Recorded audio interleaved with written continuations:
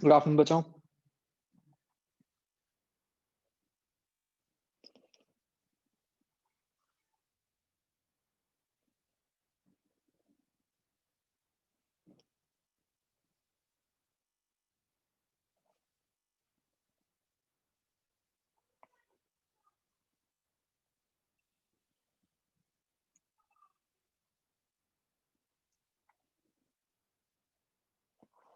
करण नूर, तुमने देखा होगा कल वाला भी एप्पल का इवेंट।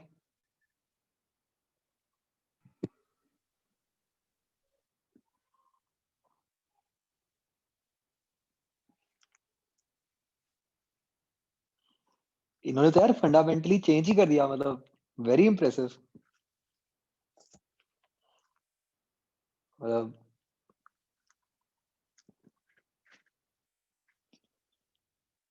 इन्होंने what they have done is कि जैसे जो नॉर्मल लैपटॉप होता है, उस लैपटॉप या कोई भी अपना कंप्यूटर है, उसमें अलग अलग कंपोनेंट्स होते हैं कि जैसे प्रोसेसर हो गया, रैम हो गई, ग्राफिक्स कार्ड हो गया, एक आधा और भी होता है। मतलब सिक्योरिटी के लिए अलग चिप लगा होता है। और आजकल मशीन लर्निंग के लिए एक और लगाते हैं जिसको न्यूरल नेटवर्क कहते हैं। तो 4-5 अलग अलग चिप्स होते हैं।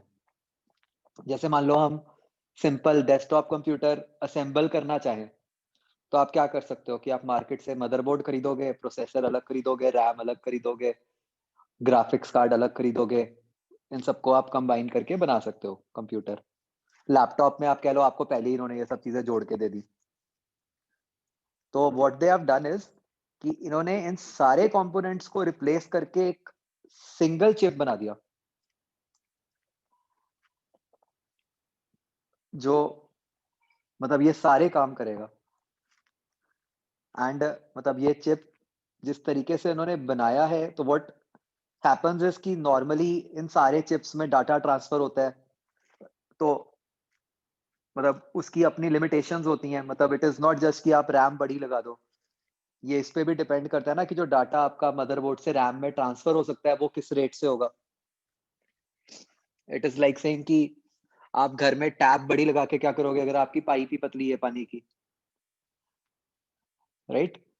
तो उसमें ये सारा कुछ आता है, और फिर जब इतना डाटा ट्रांसफर होता है उसमें पावर कंजम्पशन इन्वॉल्व है और सारा कुछ। तो इन्होंने सारा कुछ एक में ही डाल दिया, जिससे कि उनकी परफॉर्मेंस मेनी टाइम्स बढ़ गई और पावर कंजम्पशन बहुत ही कम हो गई कंपेयर टू इंटेल। मतलब वो कल दिखा रहे थे, वो इतनी स्पीड पे चल रहा है उसमें सारा कुछ कि मतलब विश्वास ही नहीं होता कि इतना भी हो सकता है। मतलब बड़ा ही मुझे तो सही लगा सिस्टम।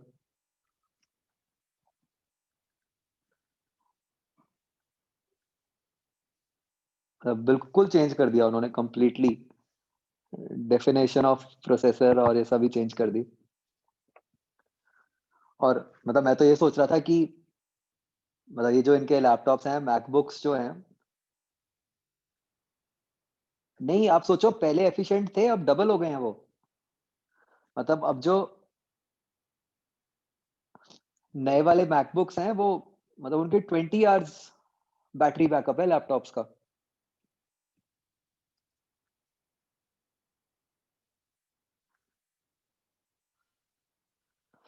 तो बच्चों जैसे मैं आपको कह रहा था कि मेरा लैपटॉप पुराना है, मतलब मोबाइल पुराना है, मेरा लैपटॉप भी बहुत पुराना है।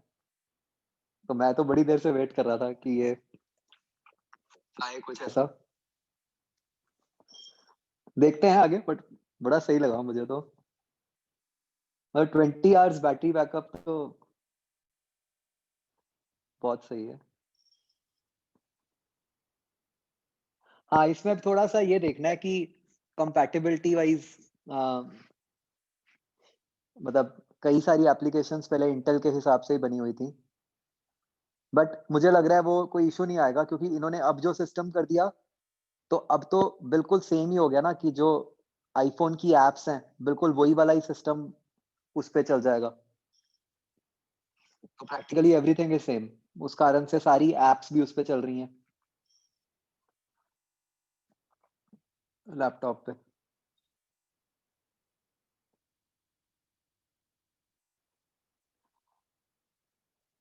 और और इनका क्या, डेवलपर्स तो बहुत ज्यादा मतलब है ही हैं इनके उस पे इंटरफेस पे, तो मेरे ख्याल से तो फटाफट आ जाएगा सारा कुछ।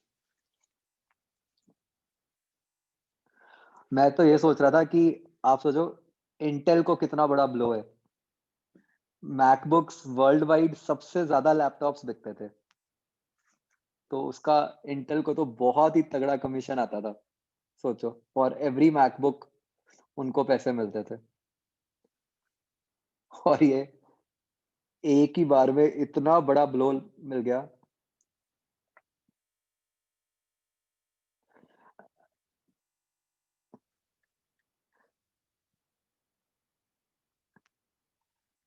मतलब पहले तो प्रोसेसर ही दो आते थे सिर्फ, या एएमडी था या इंटेल था। उसमें भी एएमडी इंटेल डोमिनेट कर रहा था, एंड क्योंकि मैकबुक्स में था ही इंटेल, तो मतलब उनका तो वो फोकट में ही बिक रहा था ना एक तरह से। ये तो बहुत ही बड़ा ब्लो है।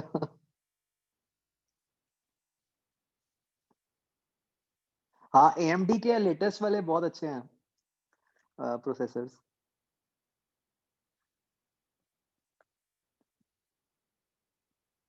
And I was reading somewhere कि इन्होंने मतलब कॉस्ट कम नहीं की, प्राइसेस तो इन्होंने सेम ही रखे हैं।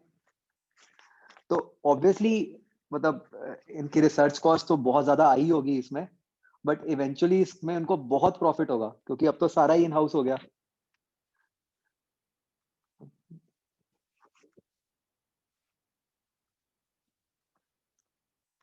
मतलब ये बच्चों डी पार्ट तो अभी नहीं हुआ होगा है ना, इसमें तो अभी हमने पढ़ना है। मैंने आपको बोल दिया था करने को, बट ये नहीं हुआ होगा अभी।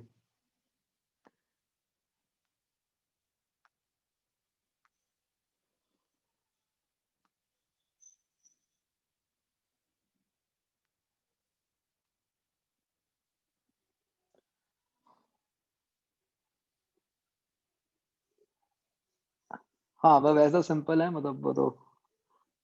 हाँ, ये है कि इसमें अब आप खुद से अपग्रेड नहीं कर सकते कुछ। पर वो तो पता है, अब आप बाकी लैपटॉप्स में भी बहुत कम हो गई पॉसिबिलिटीज अपग्रेड करने की। जैसे अगर आपको बाई चांस आइडिया हो, अभी उन्होंने क्या शुरू किया है, ये रैम को उसके अंदर ना सोल्जर कर देते हैं,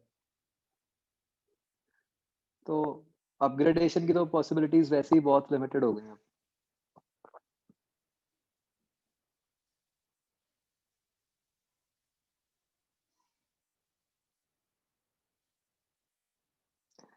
हाँ जी बच्चों, 3A में।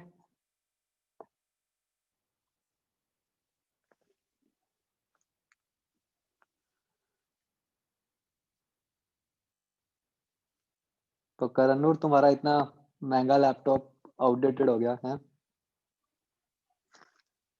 ये सबसे बड़ी प्रॉब्लम है टेक्नोलॉजी की। खैर अभी तुम्हारा तो खैर बहुत हाई कॉन्फ़िग है, M1 उसके कंपैरिजन में तो नहीं है।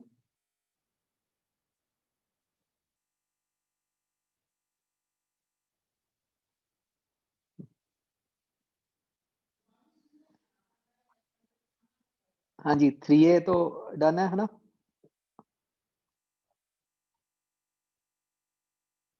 ए पार्ट में बच्चों को डाउट।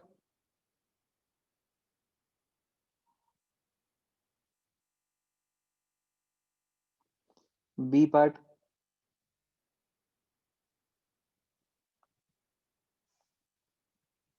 बच्चों एक और इंटरेस्टिंग बात ये हो गई है, बिकॉज ऑफ दिस M1 अब इनका M1 प्रोसेसर तो एक ही है।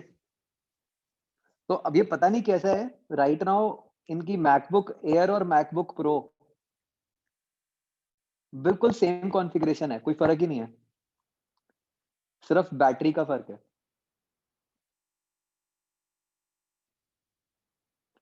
पहले तो वो मैकबुक प्रो ज्यादा पावरफुल बनाते थे, मतलब जो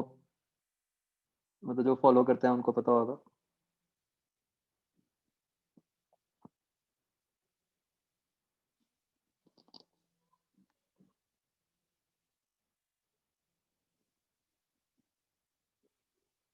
बच्चों सेकंड क्वेश्चन,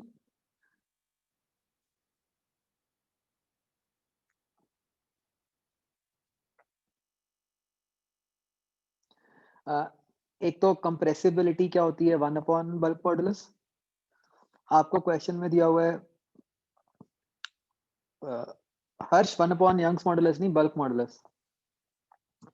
क्वेश्चन में दिया हुआ है स्मॉल चेंजेस, तो अब आपको डेंसिटी पूछी है। बेसिकली डेंसिटी पूछने का क्या कारण है कि इनडायरेक्टली चेंज इन वॉल्यूम निकाल दो। तो आप क्या यूज करोगे सेकंड क्वेश्चन में कि सी स्मॉल चेंजेस तो लिखा ही हुआ है, तो mass is density into volume, ये हो गया कांस्टेंट। इसका क्या मतलब हुआ,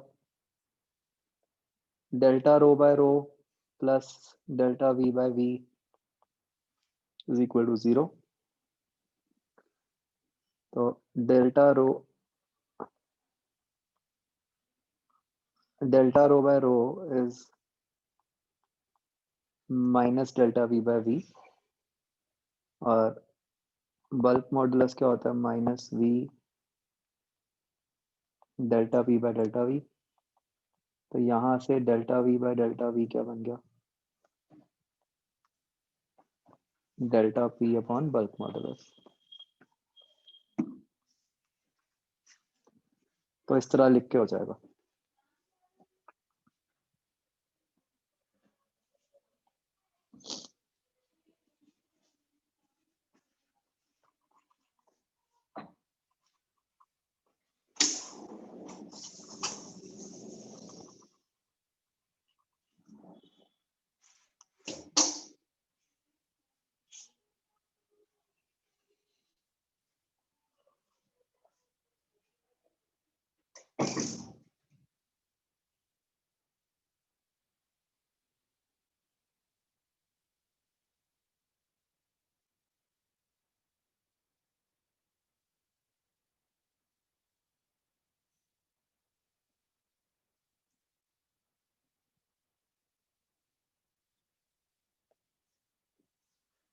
बी में बच्चों फर्स्ट का आंसर ठीक आ रहा है।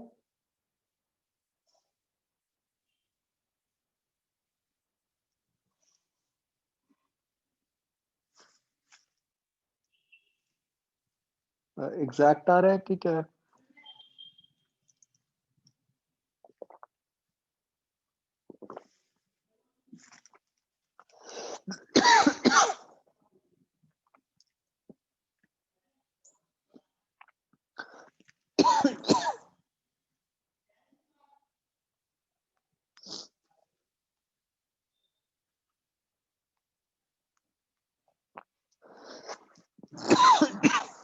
बताओ बच्चों, एग्जैक्ट आ रहा है कि नहीं बी के फर्स्ट का?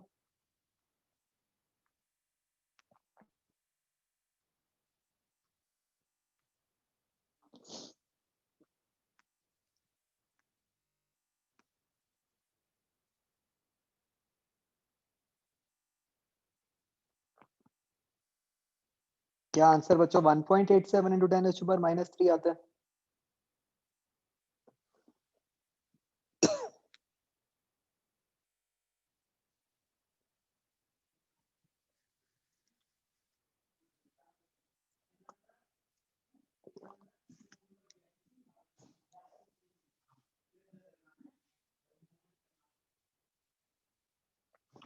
बताओ भाई।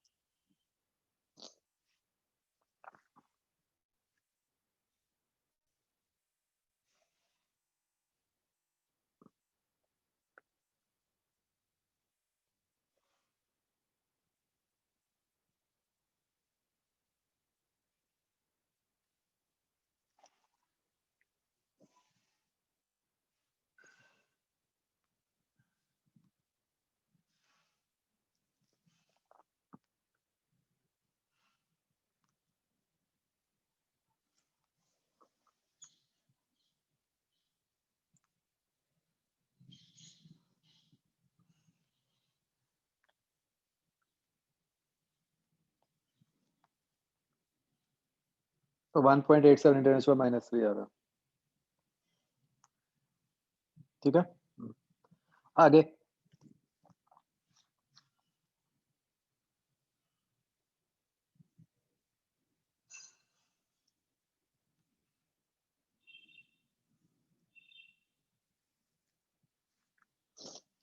Fourth question,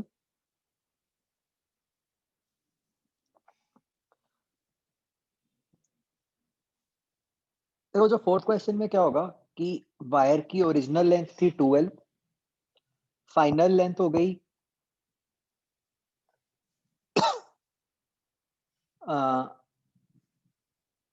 2 times L² + D² का रूट, राइट। तो उसके करेस्पॉन्डिंग आप वायर के अंदर एलोंगेशन निकाल सकते हो, मतलब एलोंगेशन आ गई, उसके करेस्पॉन्डिंग स्ट्रेस आ गया। अब हम कंडीशन क्या लगाएंगे बेसिकली, अगर मैं इस वाले पॉइंट का एफबीडी बनाऊं तो वो ऐसे ही mg T/T। अब इस एंगल को बच्चों 1 मिनट के लिए थीटा मान लो। तो एक कंडीशन तो आपके पास ये आ गई कि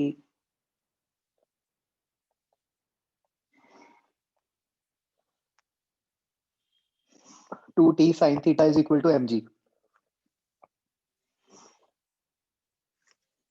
दूसरी कंडीशन आपके पास आएगी कि जो टेंशन है वो है क्या,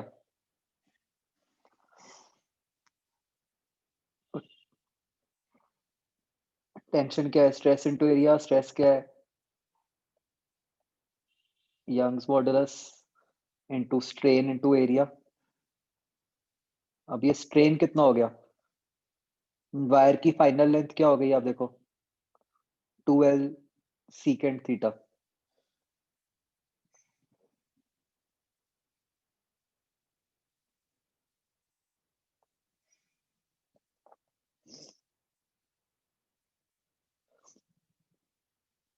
इसको आप ऊपर सब्स्टिट्यूट करोगे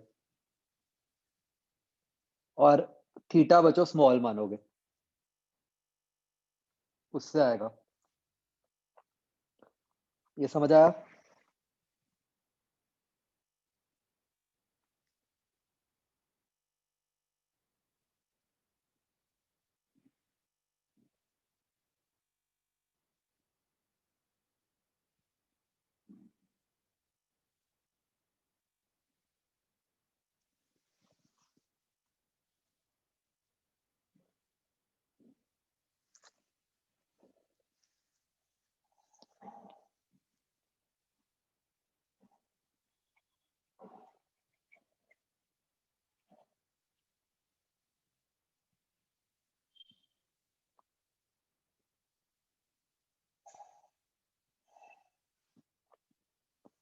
7th क्वेश्चन में तो बस नॉर्मल मैकेनिक्स से टेंशन निकाल लो वायर्स में, बस टेंशन से स्ट्रेन निकल आएगा।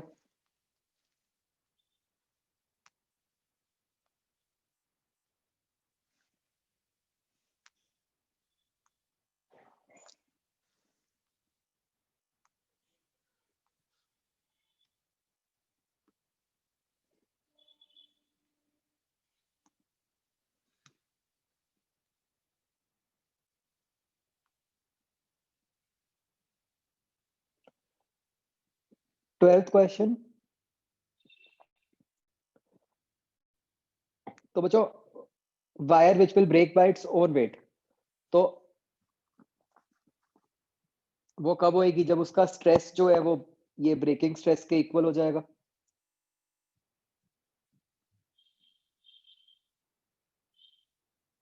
और स्ट्रेस मैक्सिमम होएगा कहाँ, हाईएस्ट पॉइंट पे। अब हाईएस्ट पॉइंट पे स्ट्रेस होएगा क्या, हाईएस्ट पॉइंट पे तो टेंशन जो है वो mg हो जाएगी, तो स्ट्रेस क्या हो गया, mg अपॉन एरिया, जिसको आप 10⁶ लिख दोगे। अब मास को लिख दो density into area into length, तो एरिया कट जाएगा, तो इससे यहाँ से आपकी लेंथ निकल आएगी।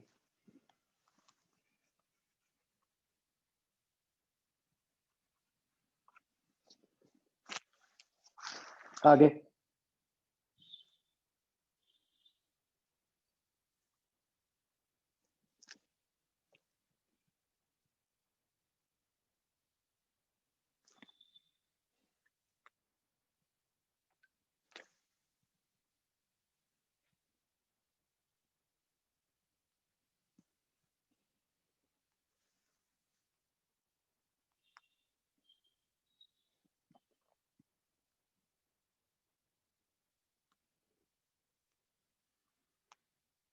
ट्वेंटी सिक्स भी ये सेम ही हो गया क्वेश्चन।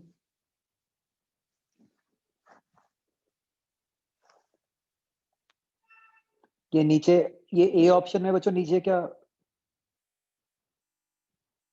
बट ये तो आंसर ही नहीं है, क्या फर्क पड़ता। वो आर नहीं होगा, वो रो नहीं, आर तो हेड। चलो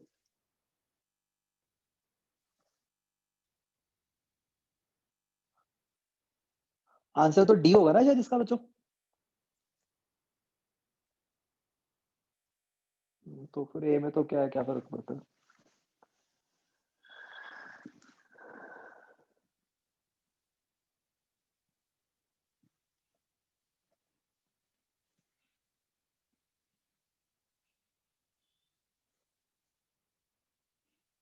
ये पैसेज हुआ बच्चों।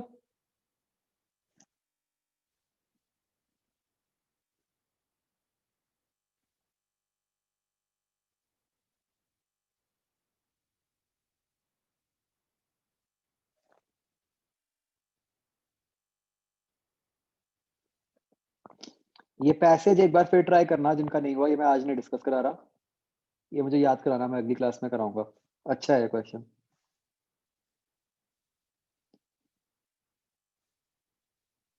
फिगर का मतलब क्या है कि आप जो फोर्सेस लगा रहे हो वो अलग अलग पार्ट्स पे लगा रहे हो।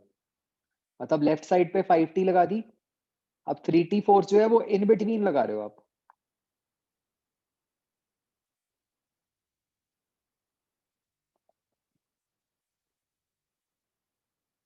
सी पार्ट बच्चों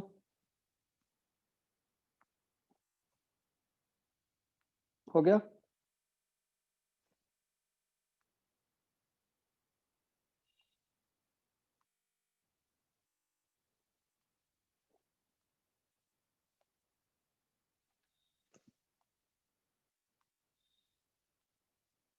ओके।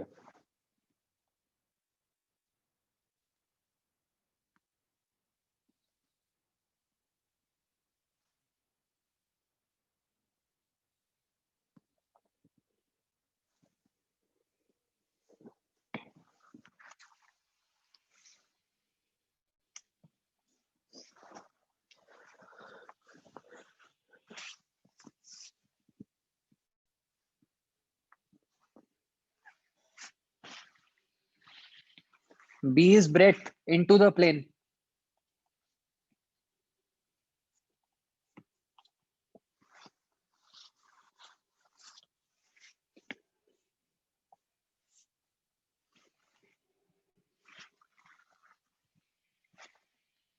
हाँ बच्चों, मुझे सही सही बताओ, कितने लोगों का पहले वाले क्वेश्चन का आंसर आ गया।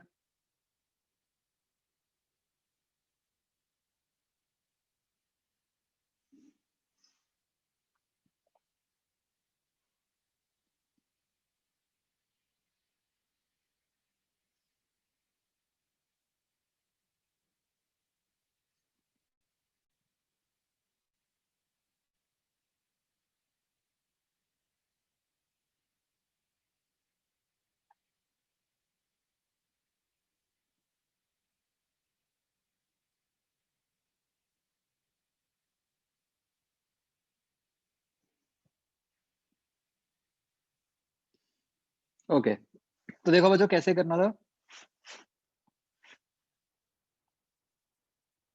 सी, आप जो वाटर है, अगर हम उसका एफबीडी बना दें वाटर का,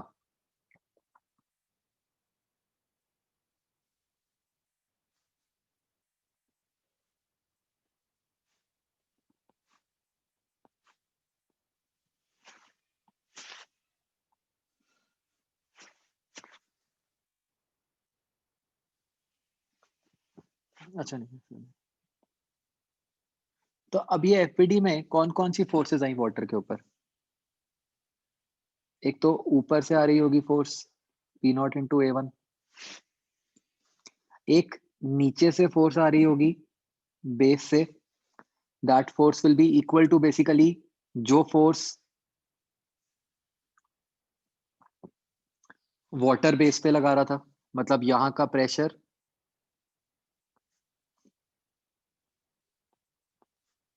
इनटू एरिया, एक वाटर का खुद का mg रो bg, और बच्चों बाकी फोर्स हो गई साइड वॉल से जो कि अननोन फोर्स है। अननोन फोर्स को हम क्या कहते हैं हमेशा? बस कोई भी दो कंपोनेंट्स में शो कर दो, Fx एंड Fy। ठीक है, ये क्या है? ये सारी साइड वॉल्स की मिला के फोर्स है।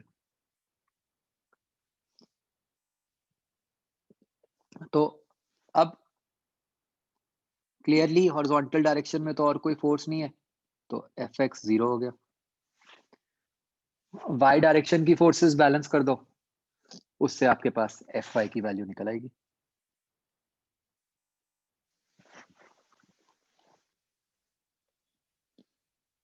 हाँ जी, समझ आया बच्चों?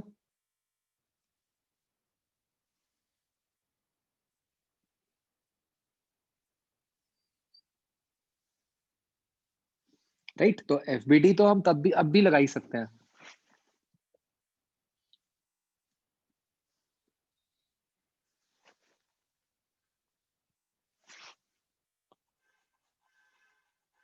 नेक्स्ट क्वेश्चन,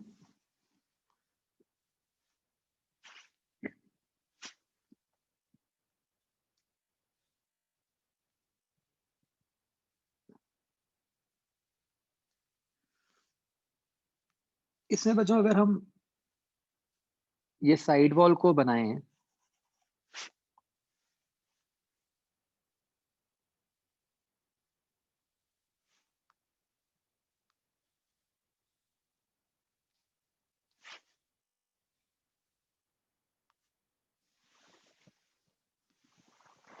ठीक है, this is a side wall जो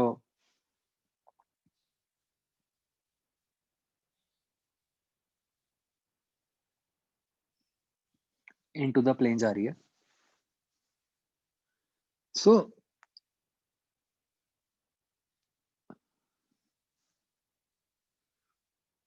कौन सी फोर्सेस ने ली हॉरिजॉन्टल में? सारी तो ली हैं।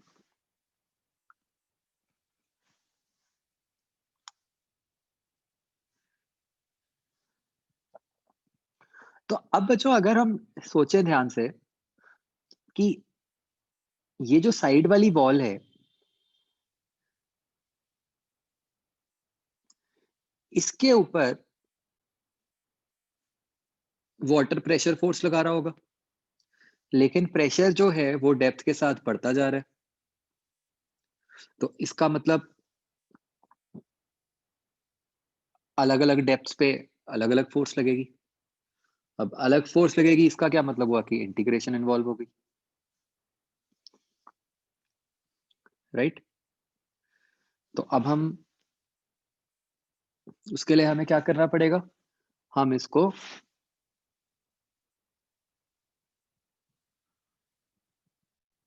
साइड वॉल्स को छोटी छोटी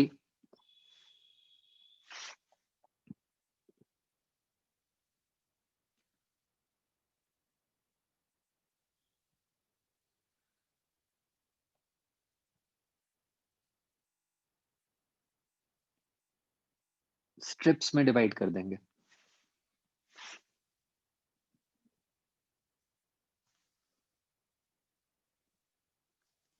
जहां पे हर स्ट्रिप की थिकनेस है dy,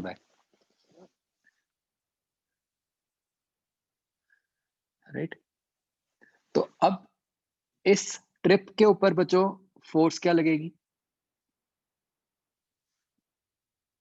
ये हमने y शुरू किया बच्चों, मतलब जहां से वाटर शुरू हो रहा है इधर से, तो इस स्ट्रिप के ऊपर फोर्स क्या लगेगी? जितना प्रेशर है इंटू एरिया,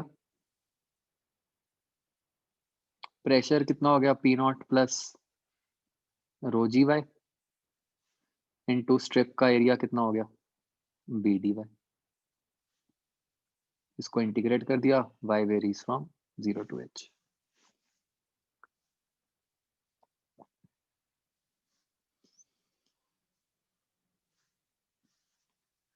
ठीक है जी।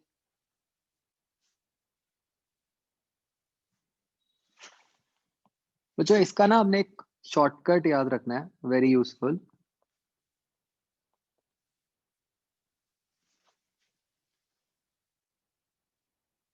कि ये जो फोर्स है वो क्या होएगी, pressure at mid point into area of projection.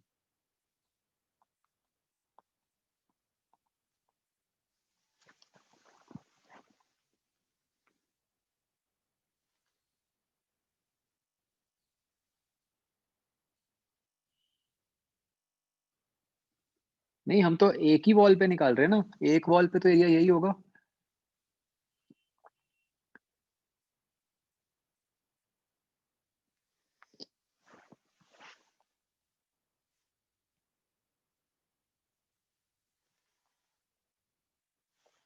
इसका मतलब क्या हुआ बच्चों, मैं आपको एक बार एक एग्जांपल से बताता हूँ।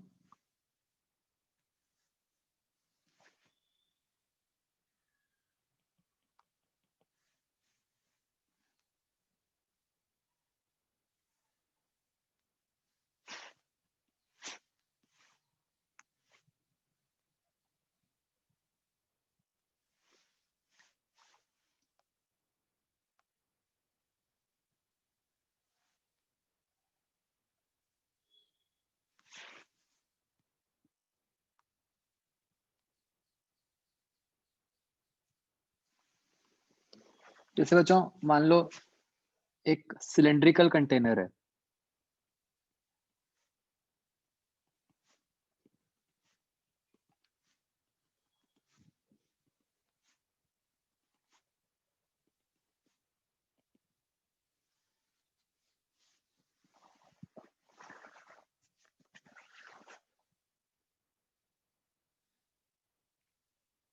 नहीं एक फेस पे पूछा था मैंने, लिखा तो है on the side face question. तो ये हाइट एच हो गई, रेडियस आर हो गया बच्चों, डेंसिटी रो हो गई।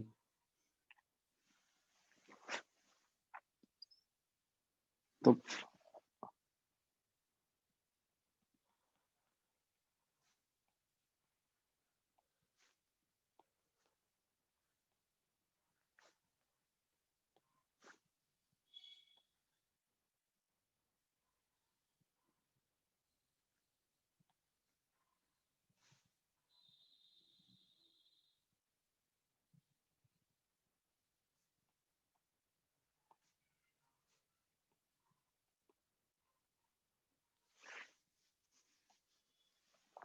On half part of cylinder, so when I से हाफ पार्ट उसका मतलब क्या हुआ बच्चों।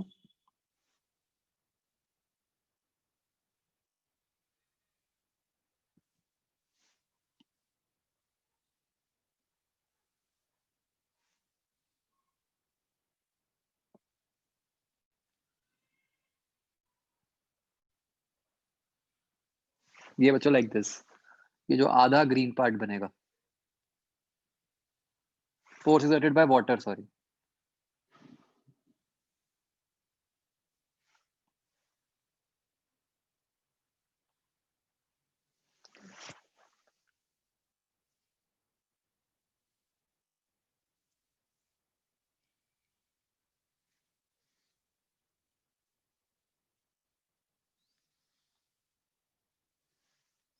ये बच्चों बहुत जगह यूज करते हैं हम ये शॉर्टकट।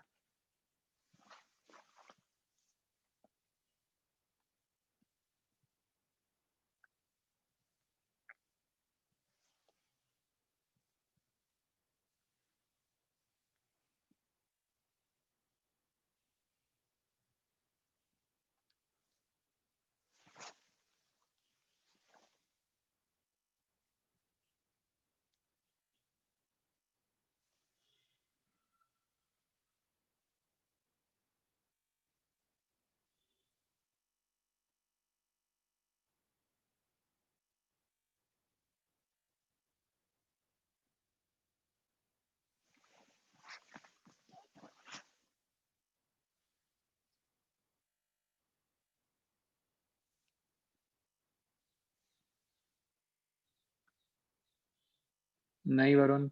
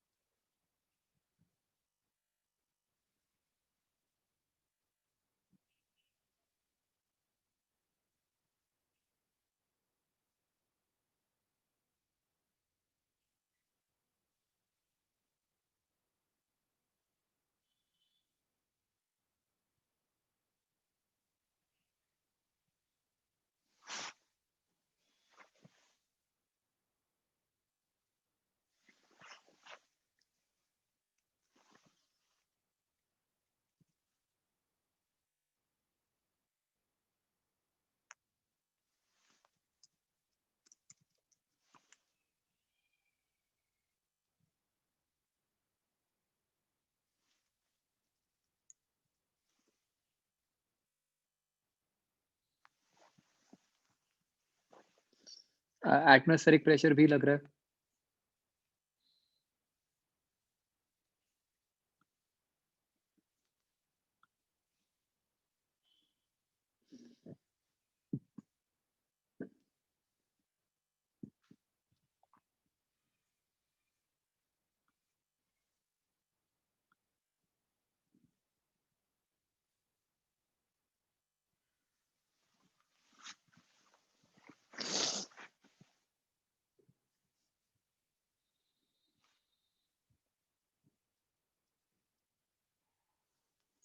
हो गया बच्चों?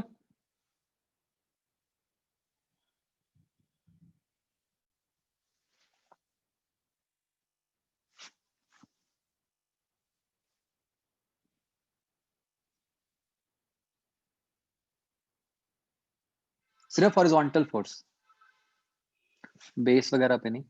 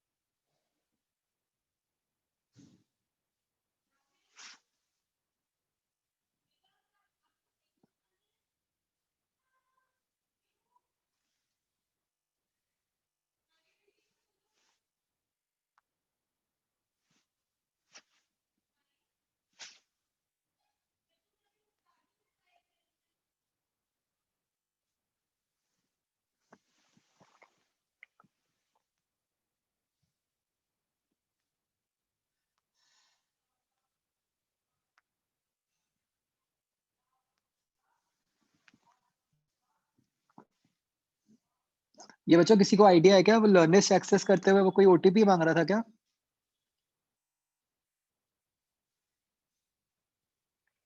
ठीक है।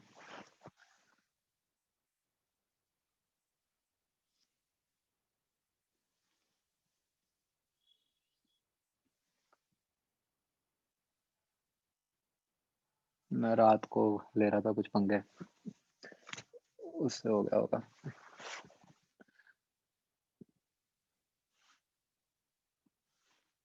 हाँ जी, तो क्या हो जाएगा इसमें?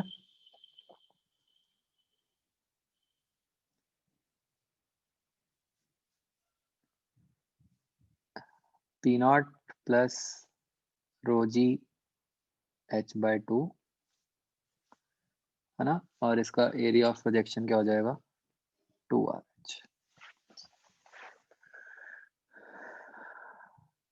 भाई एरिया ऑफ प्रोजेक्शन में गलती किया आप लोगों ने। Area of projection,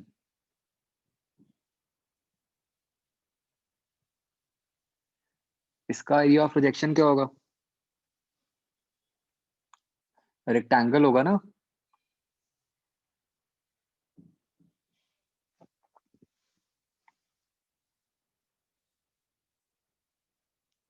do you understand area of projection का क्या मतलब होता है? एरिया ऑफ प्रोजेक्शन का मतलब होता है बच्चों कि अगर हम यहाँ से मान लो लाइट डाल रहे हो ऐसे, पहले क्यों नहीं पूछा भाई अगर पता समझ नहीं आया था? अगर हम लाइट डाल रहे हैं तो शैडो कितने पोर्शन पे डलेगी?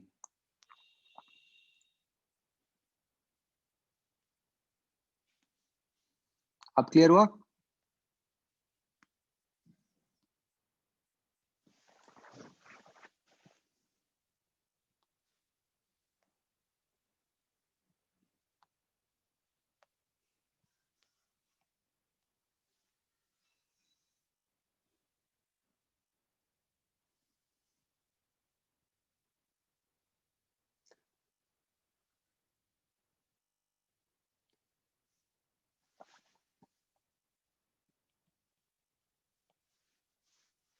सिमिलरली बच्चों अगर मैं कहूँ, इसको हम आगे बच्चों बहुत यूज करते हैं कि एक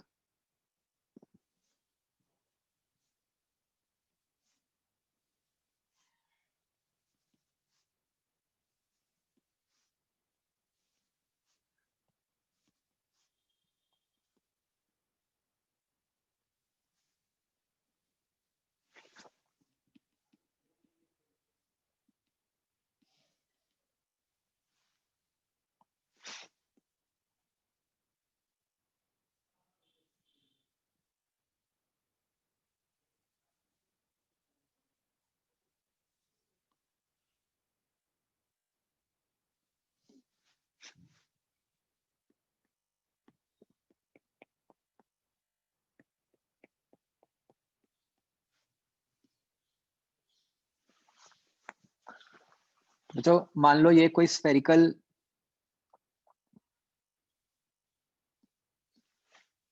कंटेनर है, इसका रेडियस r,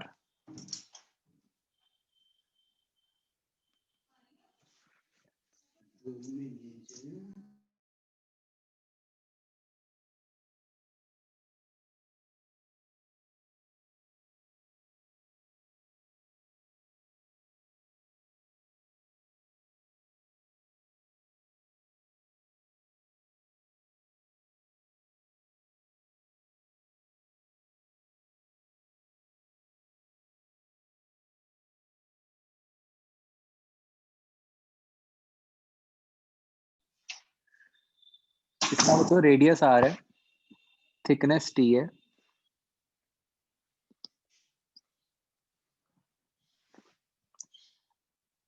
इसके अंदर एक गैस है एट कांस्टेंट प्रेशर p,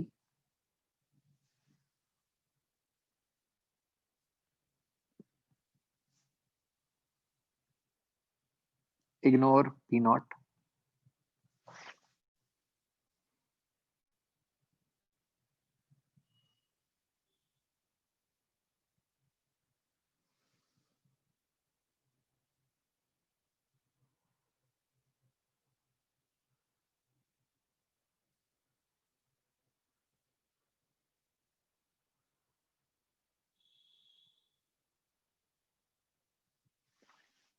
ठीक है, तो A part find force on half sphere, इससे बच्चों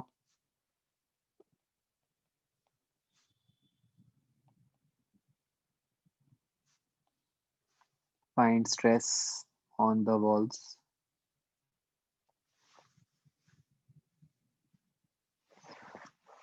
ऑफ द स्फीयर।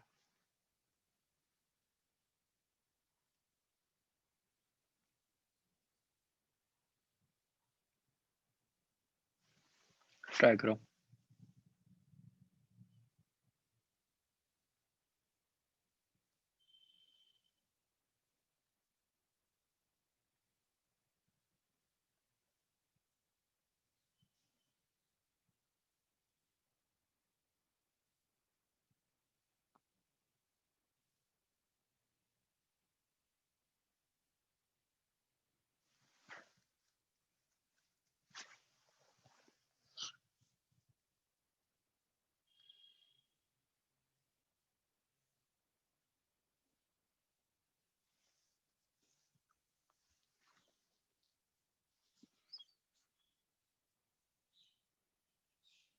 हाफ जैसे पहले किया था बच्चों।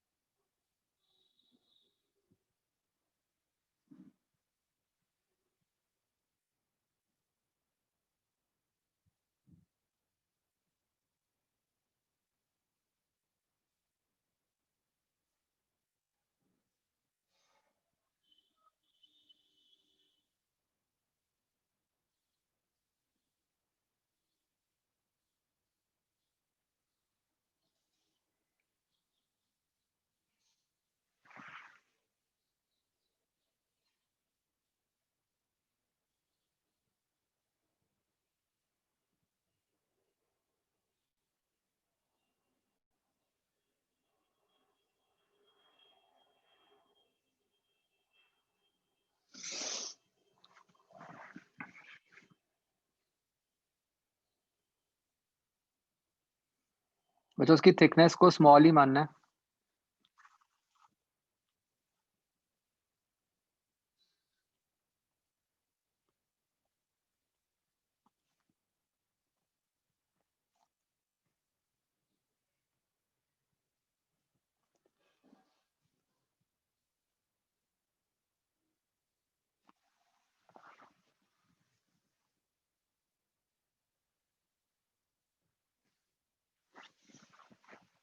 हो गया भाई?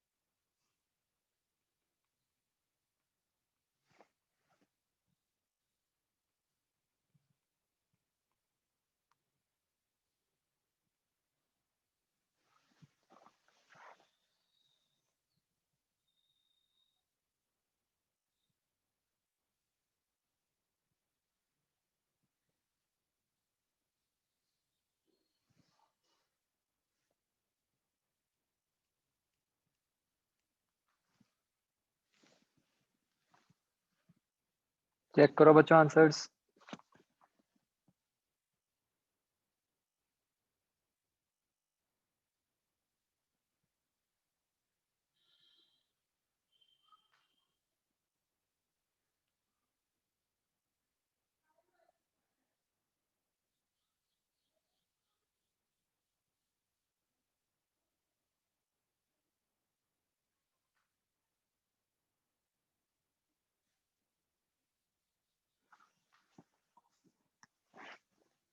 अच्छा, this is not P not, ये पी है।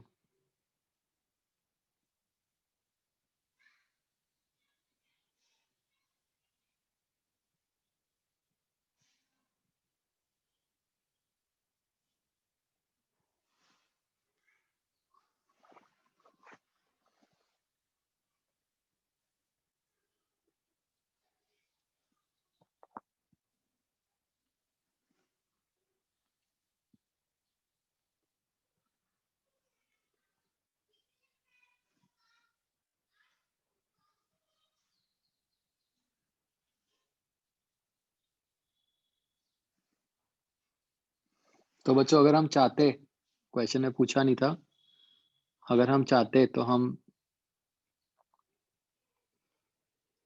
क्वेश्चन में ये भी बता सकते कि बताओ कितना एक्सपैंड करेगा। तो हम कह देते strain equal to delta R by R equal to जो स्ट्रेस है अपॉन यंग्स मॉडुलस, राइट।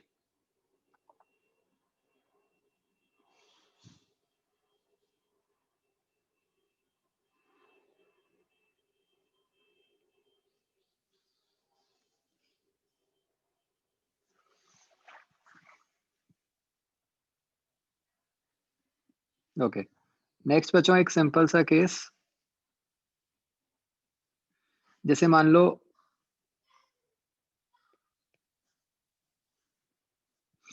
ऐसे बच्चों मल्टीपल लिक्विड्स हैं,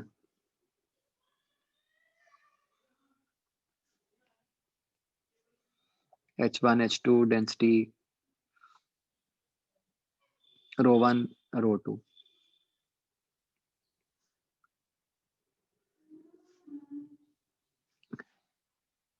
तो बच्चों ये 3 पॉइंट्स के प्रेशर्स कैसे लिख सकते हैं हम? प्रेशर ऑफ ए क्या होगा बच्चों? P nought. Pressure of B क्या होगा?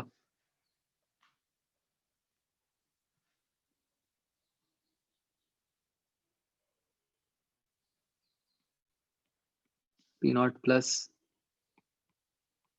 ρ1 g H1। Similarly pressure of C क्या होगा?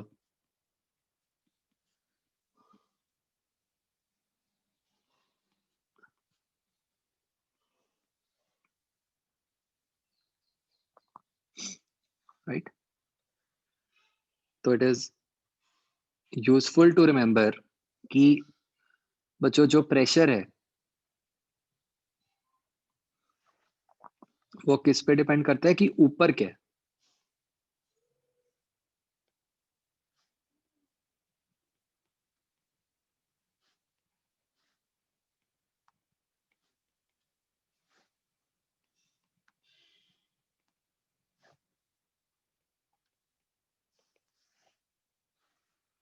राइट।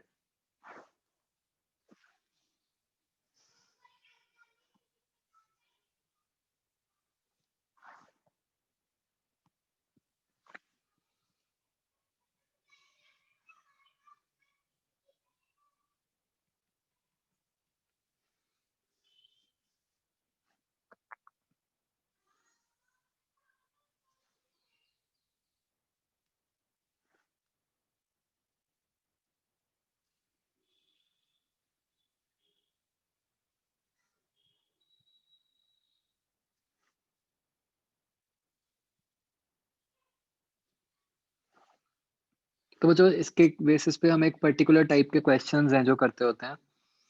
आई एम श्योर ये आपने मतलब केमिस्ट्री में किए हुए हैं। जैसे मान लो ये कोई ट्यूब है, इसको बच्चों यूट्यूब कहते हैं वैसे।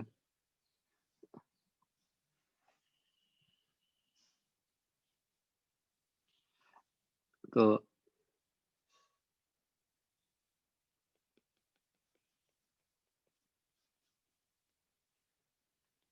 इसमें ऐसे दो अलग अलग टाइप्स के लिक्विड्स हैं।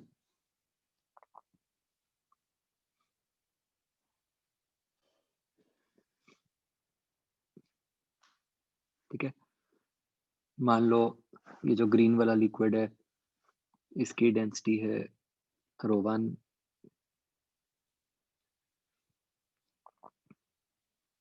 और इसकी जो लेंथ है दैट इज h1। हम निकालना चाहते हैं बच्चों कि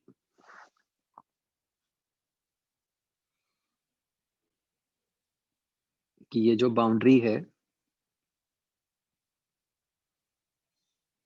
इससे ब्लू वाला लिक्विड कितना ऊपर है। ब्लू वाले लिक्विड की डेंसिटी मान लो ρ2 है। तो बच्चों इन क्वेश्चंस को करने का मेथड क्या होता है?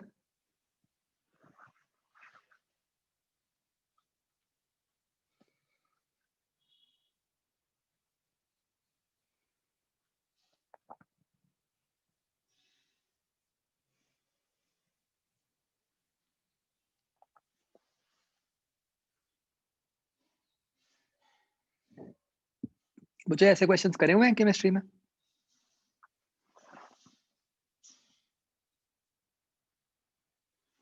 ठीक है, तो बस फिर तो आपको सीधा पता है कि इन क्वेश्चंस में क्या मेथड है। बेसिकली बच्चों बस एक की पॉइंट याद रखना है ऐसे क्वेश्चंस में हमेशा, जब भी मल्टीपल लिक्विड्स हो, कि draw horizontal line from boundary.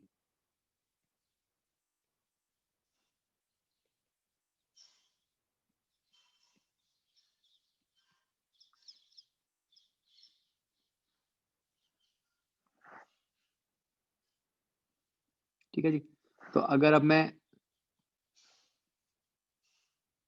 एक पॉइंट ए यहां ले लूं, एक पॉइंट बी यहां ले लूं, तो ये दोनों पॉइंट्स ए और बी वो सेम हॉरिजॉन्टल लेवल पे हो गए, और ये दोनों ब्लू लिक्विड का पार्ट है।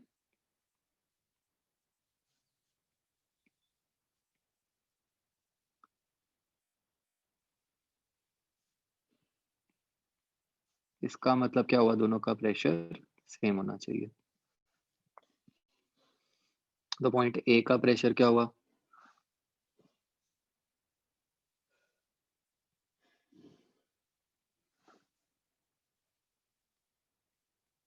P0 plus ρ2GH। Point B का प्रेशर क्या हुआ, P0 प्लस ρ1GH। ठीक है बच्चों, तो इस टाइप का बच्चों जो भी क्वेश्चन हो, चाहे वो देखने में या जितने मर्जी लिक्विड हो, जैसा मर्जी फिगर हो, कंसेप्ट एक ही लगना है। वो ये है कि बस आपने सीधा सीधा बाउंड्री के ऊपर प्रेशर इक्वेट कर देना।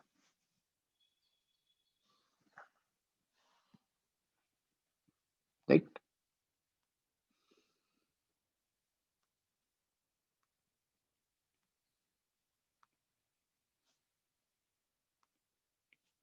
नेक्स्ट होता है बच्चों मेजरमेंट ऑफ प्रेशर,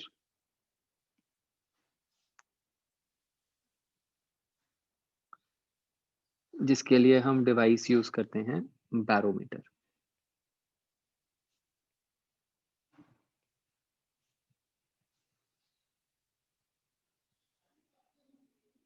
बच्चों ये भी किया हुआ है केमिस्ट्री में।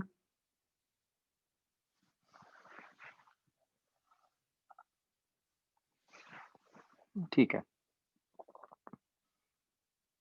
तो बच्चों बैरोमीटर को हम क्यों यूज करते हैं, टू मेजर एटमॉस्फेरिक प्रेशर।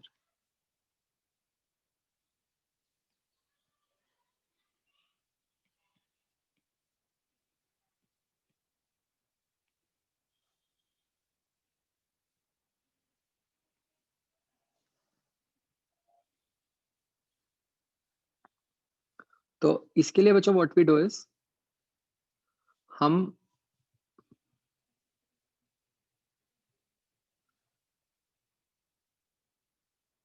एक कंटेनर में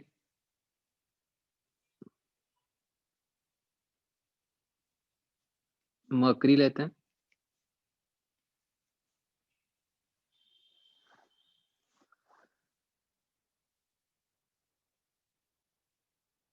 एक हम ट्यूब लेते हैं completely filled with mercury, right. अब बच्चों हमने ये करना है कि इस ट्यूब को हमने मर्करी के ऊपर इन्वर्ट करना है इन सच अ वे कि ट्यूब के अंदर कोई भी एयर ना जा पाए।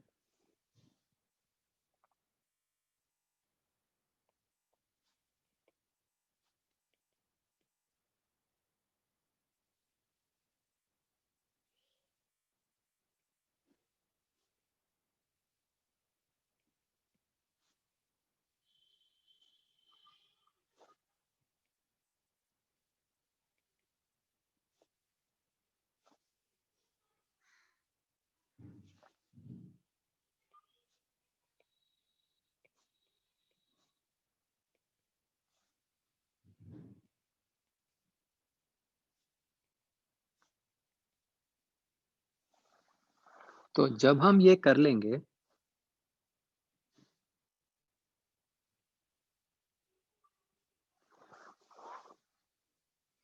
तो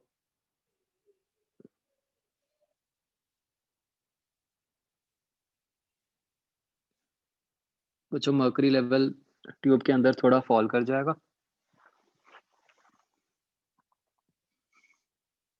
और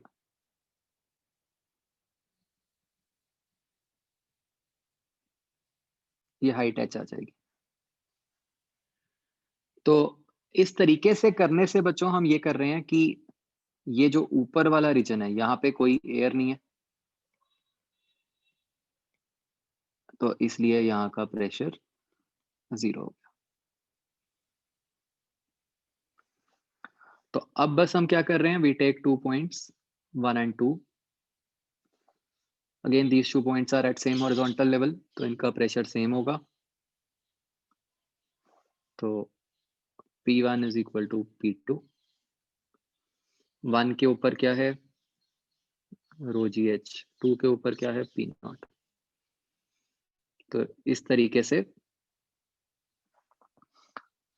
we are able to get the value of atmospheric pressure. तो अगर हम जनरली बात करें, हम मर्करी यूज करते हैं, so we get H as 76 mm, implying P naught is 10 raised to power 5 pascals.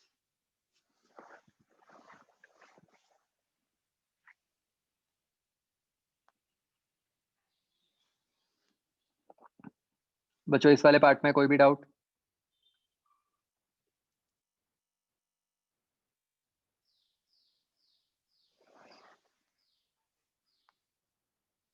Okay. Then do you also understand कि this height remains same even if tube is inverted, मतलब slanted, sorry, tilted.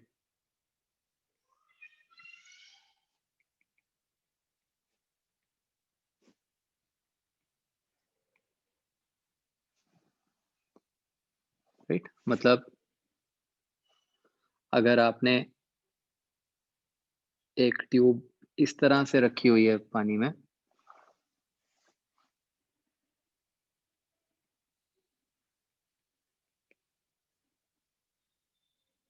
तो भी ये height जो है वो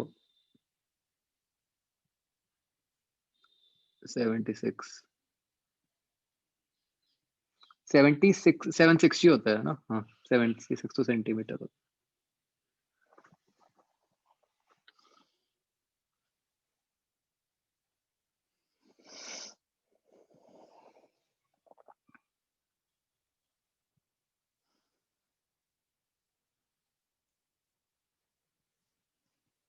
हाँ जी बच्चों, एनी डाउट इन दिस?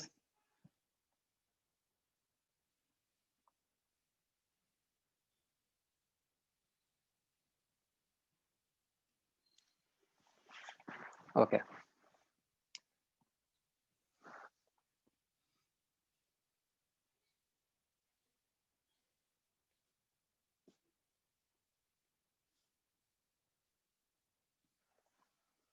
जो इसमें नेक्स्ट होता है पास्कल्स लॉ।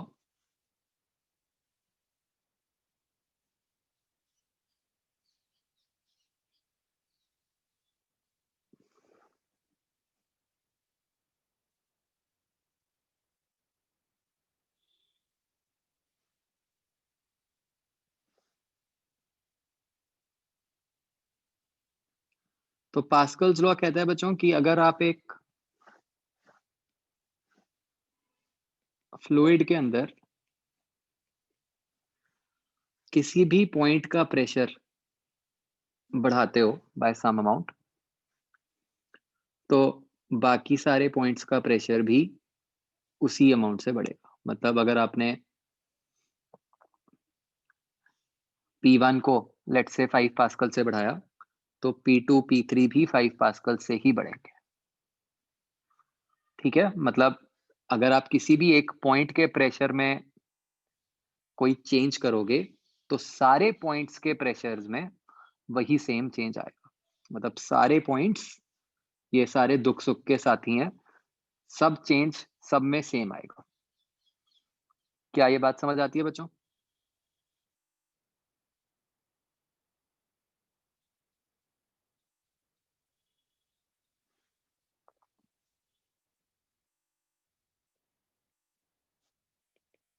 तो change in pressure is same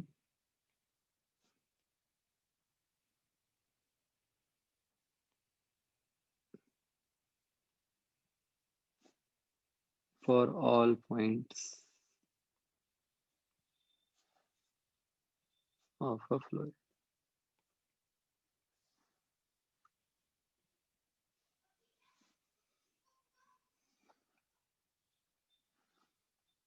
तो जो इसकी एप्लीकेशन होती है एक हाइड्रोलिक लिफ्ट,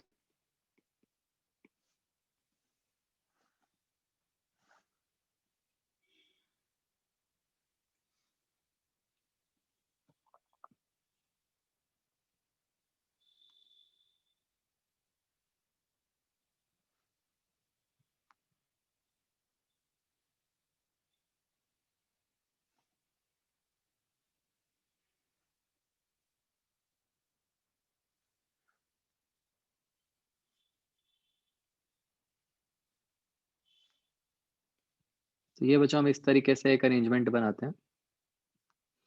ठीक है, तो मान लो आपने एक प्लेट यहाँ रख दी, एक कोई प्लेट यहाँ रख दी,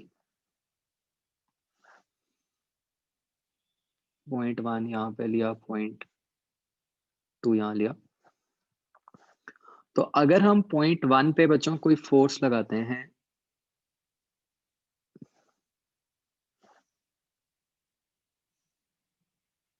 F1,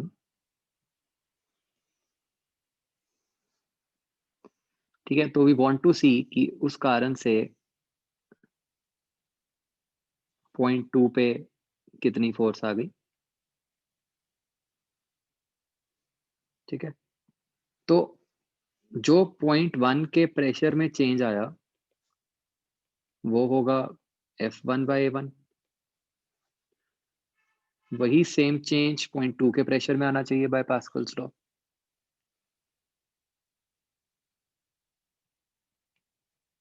जो कि हो जाएगा F2/A2। मतलब जो हमें 2 पे फोर्स मिल गई वो मिल गई F1 इंटू A2/A1।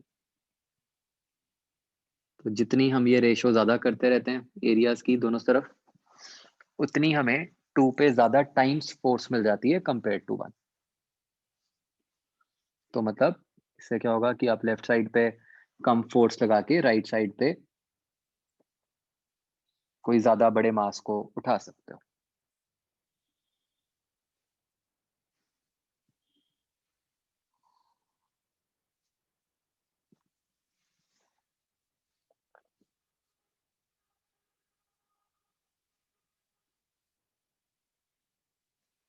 हाँ जी बच्चों, ये समझ आ गया?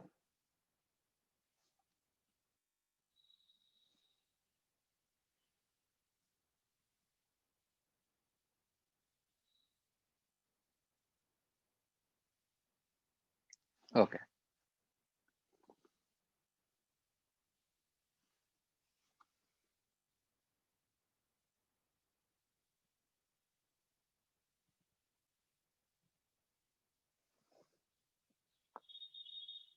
तो जब we move to the next part, मतलब इसी का ही पार्ट है बेसिकली। तो अभी भी फ्लूइड्स एट रेस्ट ही पढ़ रहे हैं हम। इसको हम कहते हैं आर्किमिडीज प्रिंसिपल।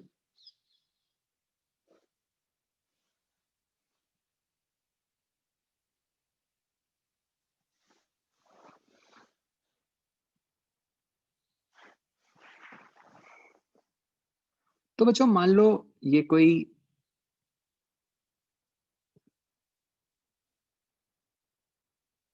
कंटेनर है फिल्ड विद सम लिक्विड।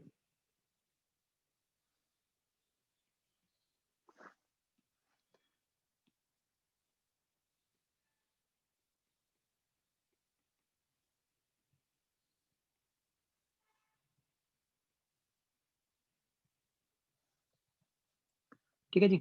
और लेट्स से इसके अंदर मैंने कोई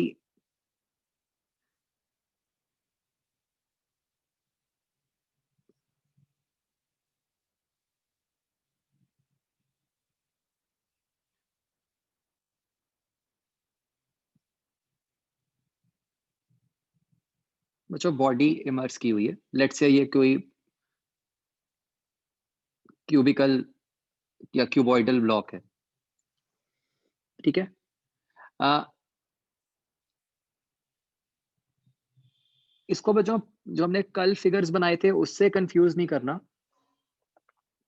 वहां तो हमने कहा था कि हमने वाटर के ही एक पोर्शन का एफपीडी बना दिया। यहां पे हम ये कह रहे हैं कि हमने कोई एक्सटर्नल बॉडी इमर्स की है पानी के अंदर, हम उसका एफपीडी बनाना चाह रहे हैं। ठीक है, this green is some external body.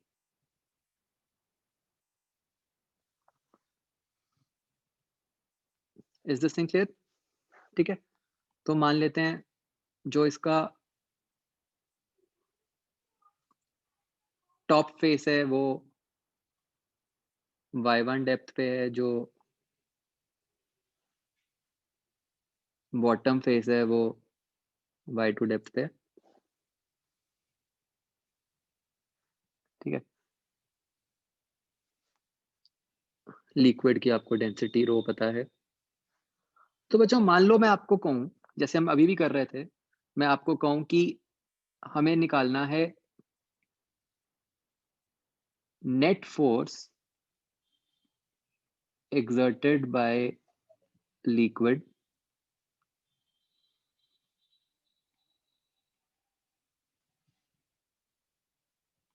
on the body। ठीक है, तो उसके लिए आप क्या करोगे कि आप इस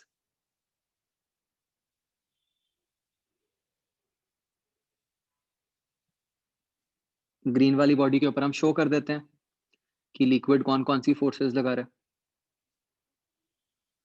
है ना। तो कौन कौन सी फोर्सेस लगाएगा लिक्विड? इसके टॉप फेस पे लगा रहा होगा P not plus rho G y1 into जो भी इसका एरिया है ए। बॉटम फेस पे लगा रहा होगा P not plus rho G y2 into A. Right.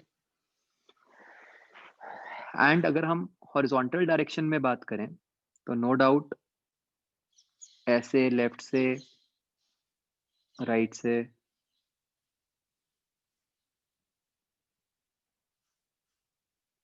भी फोर्सेस लग रही होंगी।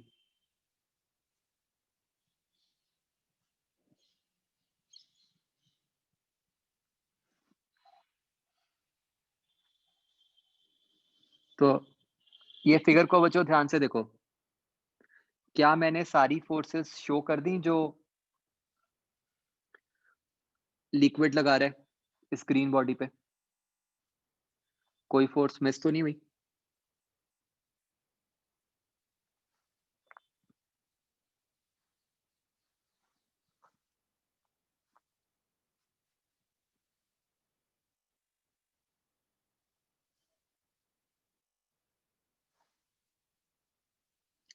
हाँ, मतलब ये फोर्स जो है वो ऑब्वियसली मतलब चारों साइड फेसेस पे लग रही होगी, है ना? इस फिगर के हिसाब से हमने 2 बनाए हैं, तो ऐसे ही 2 फेस भी होंगे ऊपर-नीचे, मतलब आगे-पीछे, कोई दिक्कत नहीं है। बच्चों और कोई फोर्स तो नहीं है?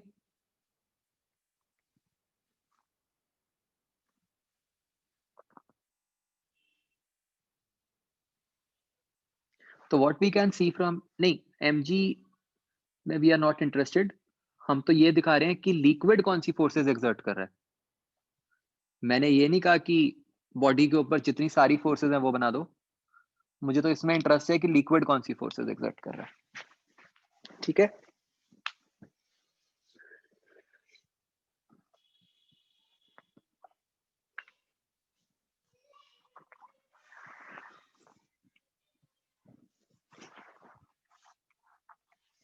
तो बच्चों हम इस फिगर से ये देख सकते हैं कि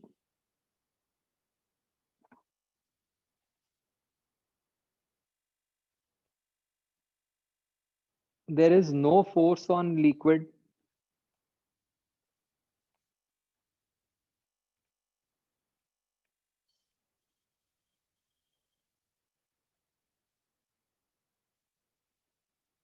in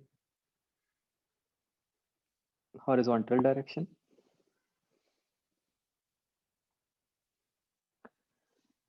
and we can see कि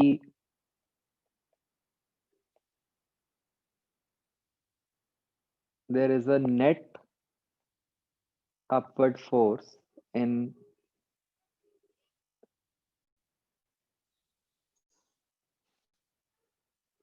vertical, जो कि हम देख सकते हैं बच्चों कितनी बन गई, रो G y2 minus y1 into ए, ऊपर की तरफ, जो कि हो गई रो जी h इंटू ए।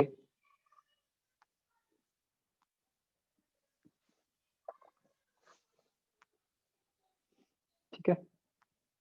और ये a इंटू एच क्या है, वॉल्यूम, जो कि बन गई rho B g. And just to be clear, हम यहाँ रो एल लिख देते हैं कि हम लिक्विड की डेंसिटी की बात कर रहे हैं।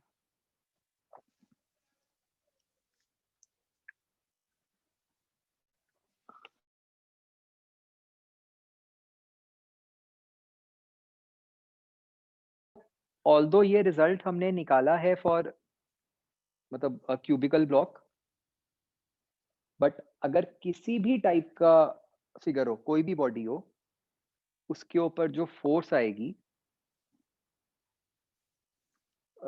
वो हमेशा ही रो एल वी जी ही आएगी।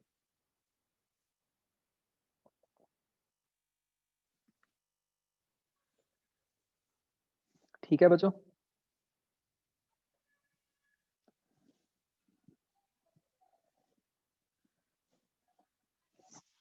अब बच्चों ये फोर्स को क्या बोलते हैं हम?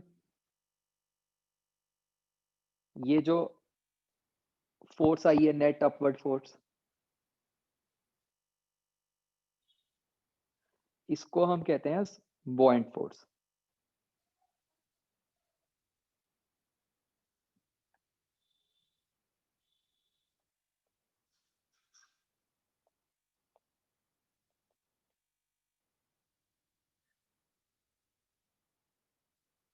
तो ये बच्चों buoyant comes from the word buoy, B-U-O-Y, जिसका मतलब होता है उठाना।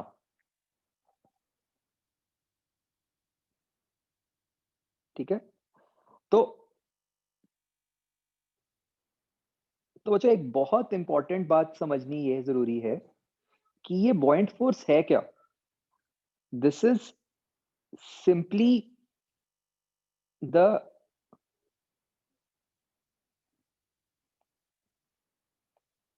resultant of all pressure forces,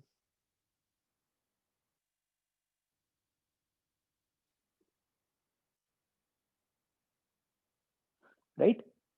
ये कोई नई फोर्स नहीं है कि हम कहें कि जब हमने लिक्विड को पानी के अंदर डाला तो कोई नई फोर्स लगनी शुरू हो गई।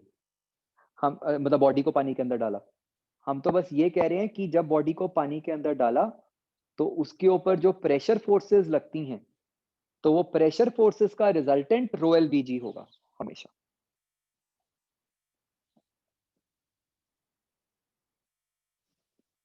Right. Where what is this V?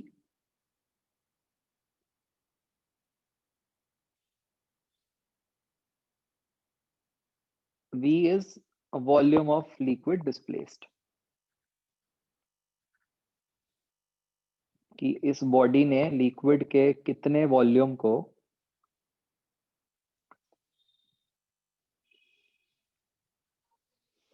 Side पे कर दिया।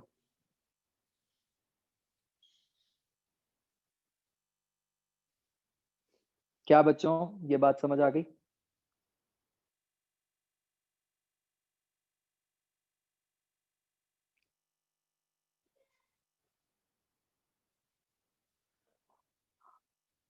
बच्चों मतलब फिर से मेन बात समझने वाली फिर से ये है कि it is not a new force, it is simply the resultant of all the pressure forces. ठीक है, बताओ एग्जैक्टली यही चीज मैंने पहले कब बोली थी ऐसे ही किसी फोर्स के लिए?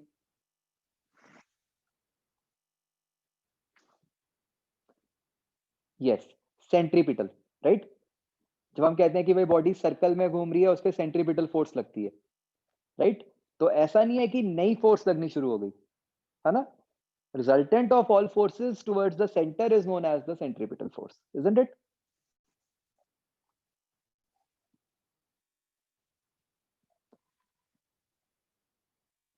तो बेसिकली तो बस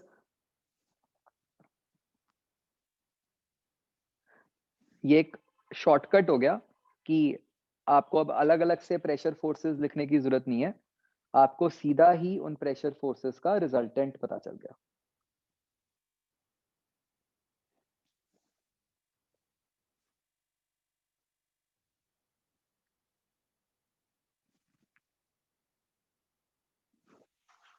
राइट बच्चों,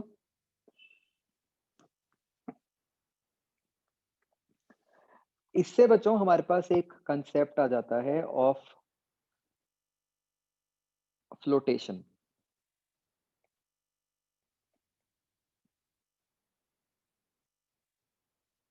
तो मान लो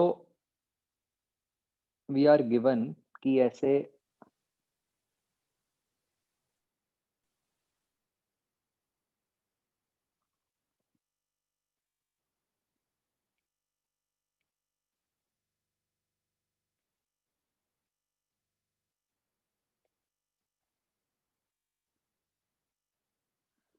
एक लिक्विड के अंदर एक बॉडी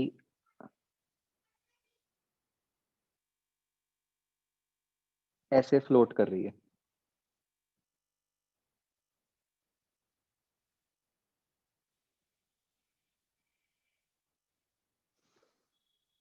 ठीक है जी। तो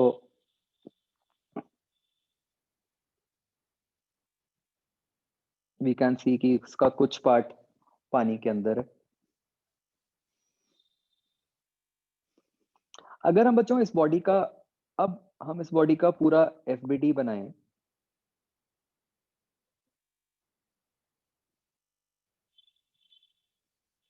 अब इसके ऊपर बच्चों कौन कौन सी फोर्सेस लग रही होंगी?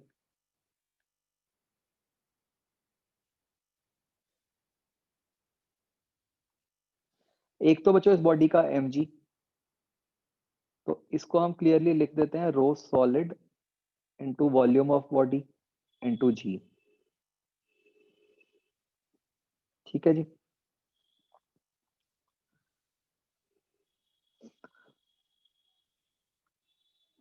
दूसरा बच्चों इस पे लग रही होगी बॉइंट फोर्स। बॉइंट फोर्स क्या होगी? Rho liquid into B I into ji.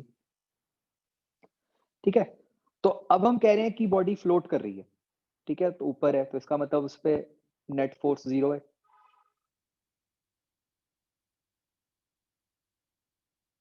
Right बच्चों?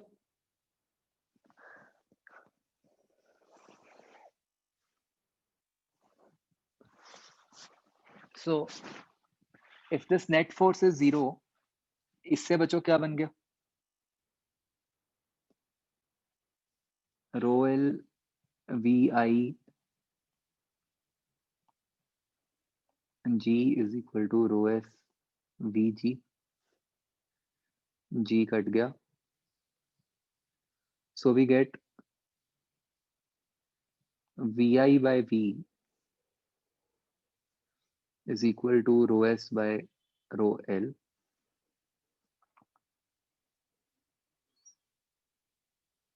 ठीक है, एंड हमें पता है बच्चों कि V I by V obviously has to be less than equal to 1।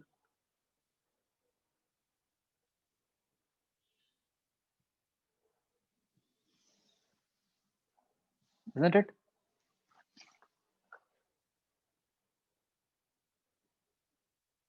तो इससे क्या पता चल गया हमें कि वही बॉडी ऊपर फ्लोट कर सकती है जिसकी डेंसिटी लिक्विड की डेंसिटी से कम हो या एट मोस्ट इक्वल हो।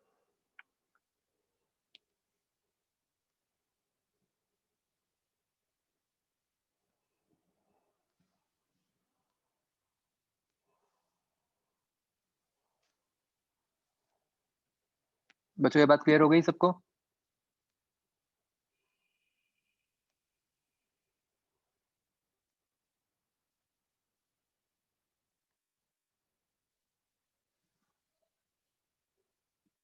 ओके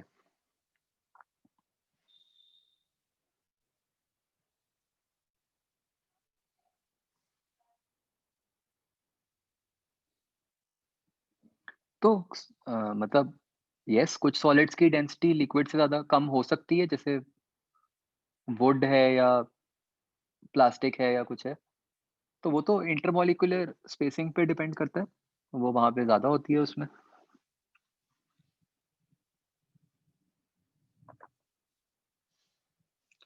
अरे ओके, तो बच्चों इसमें अब आपने 0 1 से बच्चों करना है अगला पार्ट, जो मैंने पिछली क्लास में कहा था, जो मतलब डी कंप्लीट कर लोगे आप।